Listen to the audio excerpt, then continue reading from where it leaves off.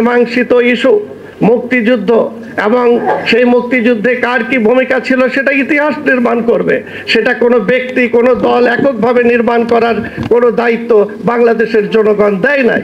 কিন্তু আজকে দুর্ভাগ্য হলেও সত্য যে আমরা সেই মীমাংসিত ইস্যুগুলোকে সামনে নিয়ে আসছি।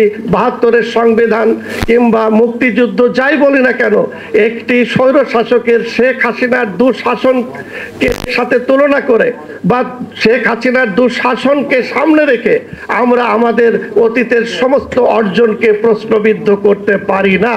এটা গণফোরাম দ্ব্যর্থহীনভাবে ঘোষণা করতে চাই যে মুক্তিযুদ্ধের আকাঙ্ক্ষা এবং ৭২-এর যে মূল সংবিধান ছিল সেই সংবিধানেও যদি কোনো জায়গায় সংশোধন লাগে, সংবিধান পরিবর্তন করা যাবে না তা আমার নেতা ডক্টর কামাল হোসেন কখনো বলেন নাই। এবং তিনি সংবিধান প্রণেতা বলেই আমরা কিন্তু এই কথা বলি না যে ৭২-এর সংবিধানে হাত দেওয়া যাবে না, এই সংবিধান ছাড়া মানি না।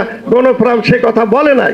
গণফোরাম বলো উদার গণতান্ত্রিক রাজনীতিতে বিশ্বাস করে বলেই ডক্টর মোহাম্মদ ইউনূসের অন্তর্বর্তীকালীন সরকার সংবিধান সংস্কার কমিটি যেটা গঠন করেছে, এই কমিটির প্রধান এবং সেই কমিটি যখন প্রথম আমাদের প্রিয় নেতা ডক্টর কামাল হোসেনের সঙ্গে দেখা করেন এবং তখন ডক্টর কামাল হোসেন বলেছিলেন জন আকাঙ্ক্ষা অনুযায়ী সংবিধান সংশোধন করা যেতে পারে।